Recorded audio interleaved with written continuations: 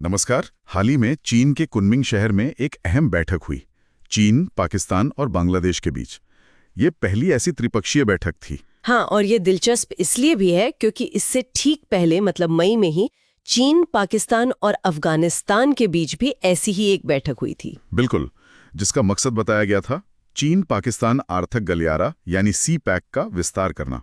सही। तो आज हम इसी पर बात करेंगे। ये जो त्रिपक्षीय बैठकें हो रही हैं, इनके पीछे क्या चल रहा है और हमारे पास जो जानकारी है उसके आधार पर भारत के लिए इसके क्या मायने हो सकते हैं। हाँ, ये समझना जरूरी है, खासकर अभी के हालात में जब हम देख रहे हैं कि शायद पाकिस्तान की जो क्षेत्रीय अहमियत थी वो थोड़ी कम हुई है और उधर भारत के रिश्ते अफगानिस्तान से कह सकते हैं सुधरे हैं।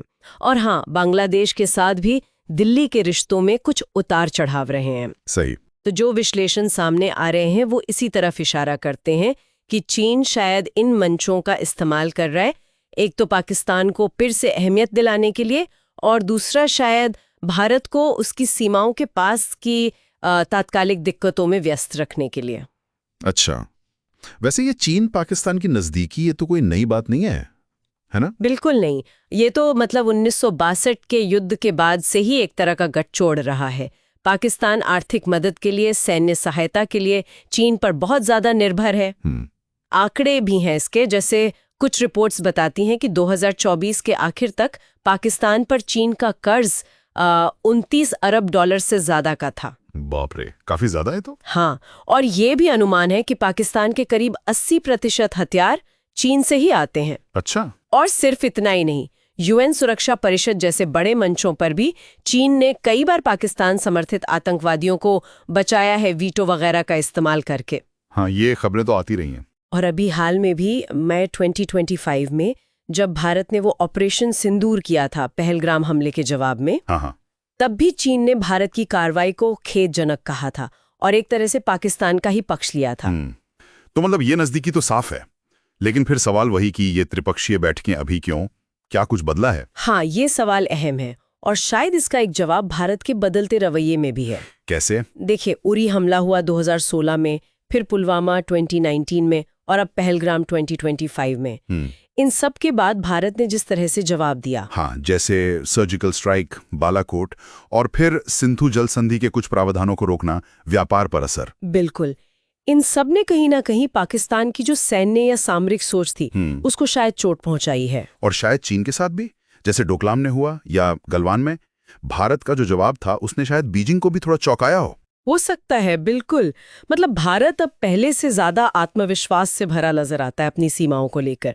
और इसके साथ ही भारत की जो कूटनीति रही है, जो क्षेत्र के देशों के साथ उसका सीधा जुड़ाव है, उसने भी दक्षिण एशिया में चीन की जो रफ्तार थी उसे शायद थोड़ा धीमा किया है। जैसे मालदीव का मामला था या नेपाल, श्रीलंका। हाँ, इन जगहों पर चीन को वैसी कामयाबी नहीं मिली जैसी शायद उसे उम्मीद थी। तो जो जानकार हैं उनका मानना है कि शायद इन्हीं सब चिंताओं की वजह से चीन ने अब अफगानिस्तान और बांग्लादेश के साथ इन त्रिपक्षीय बैठकों पर जोर दिया है। अच्छा, तो फोकस अफगानिस्तान और बांग्लादेश पर क्यों? मतलब इन दोनों देशों में ऐसा क्या खास है? देखिए, दोनों देशों में हाल के सालों में सत्ता परिवर्तन हुए हैं। अफगानिस्तान में 2021 में तालिबान वापस आया और बांग्लादेश में भी 2024 में चुनाव के बाद नई सरकार बनी।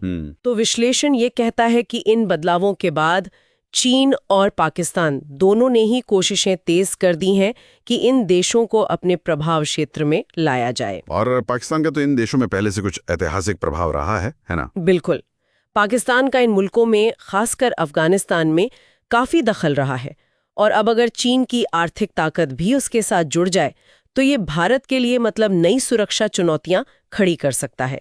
आतंकवाद से जुड़ी चिंताएं भी बढ़ सकती हैं। तो मतलब पूरा खेल ये है कि पाकिस्तान को दोबारा प्रासंगिक बनाओ, भारत और उसके पड़ोसियों के बीच थोड़ी दूरी पैदा करो। हाँ, और नई दिल्ली को उसकी अपनी सीमाओं और पड़ोस की दिक्कतों में उलझाए रखो, ताकि चीन अपने बड़े प्लान्स जैसे वो belt and road initiative BRI है और दूसरे हितों पर फोकस कर सके। बिल्कुल, तो निचोड़ यही निकलता है ज्यादातर विश्लेषणों का कि भारत के लिए असल चुनौती शायद पाकिस्तान उतना नहीं है जितना कि चीन है।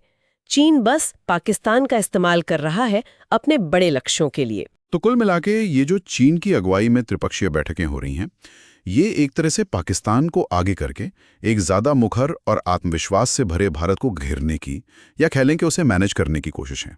साथ ही क्षेत्र में अपना प्रभाव बढ़ाने का जरिया। निश्चित रूप से। और ये स्थिति दक्षिण एशिया के जो दूसरे देश हैं उनके लिए एक मुश्किल चुनौती खड़ी करती है। उन्हें भारत और चीन के बीच संतुलन साधना होगा। हाँ, ये तो है। और विश्लेषण ये भी कहते हैं कि नई दिल्ली को अपनी सीमाएं, अपनी रेड लाइंस बिल्कुल स्पष्ट रखनी होंगी। यह संदेश देना होगा कि अगर पड़ोसियों की तरफ से कोई भी ऐसा कदम उठाया गया जो भारत के हितों के खिलाफ हो तो उसकी आर्थिक, सैन्य और राजनीतिक कीमत चुकानी पड़ सकती है। सही बात है। तो ये थी हमारी आज की चर्चा इन त्रिपक्षीय बैठकों और उनके संभावित मतलबों पर। और जाते जाते एक सवाल श्रोताओं के लिए छोड़ जाते हैं सोचने को। हाँ, कि इस बढ़ती हुई प्रतिद्वंदिता के माहौल में दक्षिण एशिया के जो छोटे देश हैं वो अपने राष्ट्रीय हितों को सुरक्षित रखते हुए भारत और चीन जैसी बड़ी ताकतों के बीच प्रभावी ढंग से संतुलन आखिर कैसे बना सकते हैं।